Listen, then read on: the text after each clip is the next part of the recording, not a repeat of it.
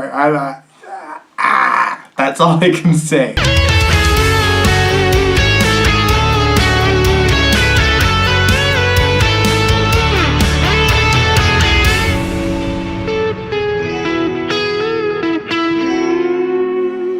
How's it hanging, everybody? Welcome to my American Horror Story Season 6 after show. Let me just start by saying that this episode done killed me, okay? It killed me. This episode freaking messed me up, alright? This was worse than the last episode. I'm already gonna give it 5 torches out of 5. It was just more torture, more gore. So let me summarize this episode for you. We're gonna start with Lee.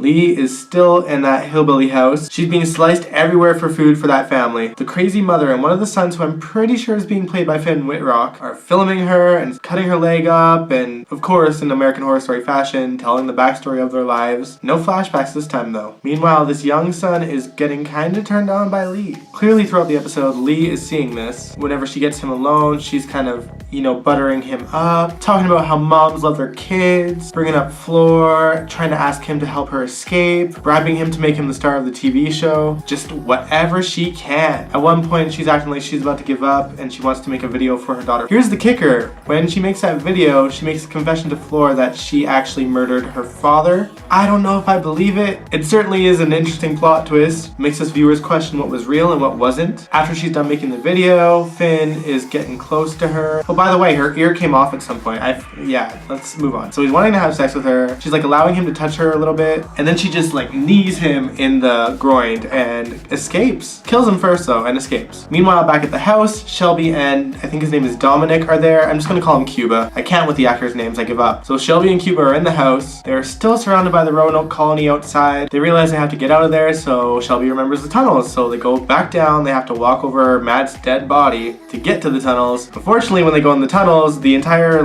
Asian family is there crawling on the walls, trying to chase them out of there. Can someone explain to me how the innocent family that got tortured by the house ended up being crawling demons? I still don't get it. They're terrifying, but I still don't get it. So that family chases them out of the basement, and then all freaking hell breaks loose. Every demon in existence that was in that house just started chasing after those two. You had the 2 nurses in one corner, the pig man in the other, the Asian family crawling all over the walls. I was just so they're wanting to make their way upstairs, but unfortunately for them, the chandelier above gets cut down and lands kind of on Shelby, injures her even more, but they still make it up the stairs and lock themselves in the bathroom, right back where they started. And I gotta say, the camera angles in that room were killing me in suspense, because there was a clear shot of the shower on each camera, so I was just waiting for something to happen. Nothing did, except Shelby killed herself. She was just done with it. She killed Matt by her own 2 hands and she couldn't take it, so she killed herself. Cuba was left alone. Back at the hillbilly house, we got Sarah Paulson and Angela Bassett, who are still also being tortured by the other 2 sons. These 2 sons have a hard time grasping the concept of a TV show. They are convinced that those 2 actors were the real people that killed their brother, took away the little boys, but they were also just pissed that they were making fun of their family on the TV show. Yada yada yada, blah blah blah. Suddenly the boys want their teeth. They're grabbing their tools and trying to go into Angela Bassett's mouth, and she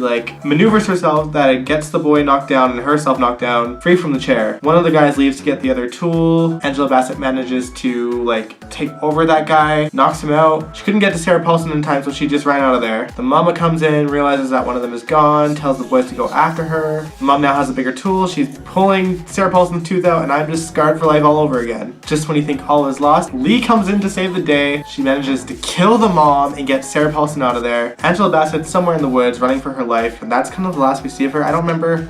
I may have looked away. I don't think she died. I think they just kind of cut to her hiding. But Sarah, Paulson, and Lee make it back to the house. First, they discover Matt's body. They go upstairs, eventually see Shelby dead in the bathroom. Dominic explains what happens, but they don't believe him. They shut him out of the room, and he gets killed by the weird pigman thing. So he's dead, and Sarah Paulson and Lee are the last ones in the house alive. The next morning comes, they survive the night. Lee tells Sarah Paulson, oh, we gotta go back to the hillbilly house. Sarah was like, what? And I'm like, what? She goes on this rant about how they need to get the videos because there is this damning evidence of them murdering the old lady and the son. And I'm like, bitch, wait a minute. No, you confessed to murder on those videos. Whether it's true or not, it's pretty damning on you. Selfish. They obviously don't want to go back down to the basement because Matt's there dead on the floor. Lee doesn't want to see that. So they decide to take the front door where there is a pig, only it's not the pig man, it's an actor playing the Pigman. This is all just speculation at this point. I feel like if it was Sydney, the producer's idea to send in the Pigman, why would this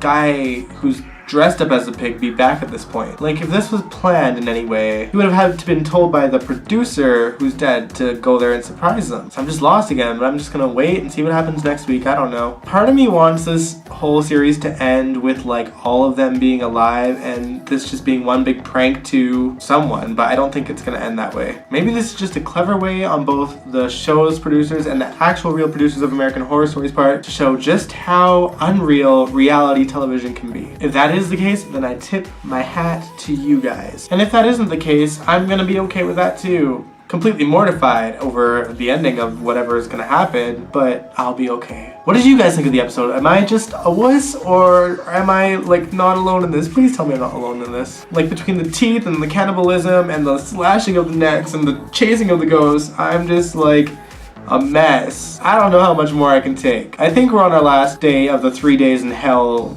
saga. Then I think we're on to one more episode after that. So let's see how the series ends, okay? I will catch you guys next week. Goodbye.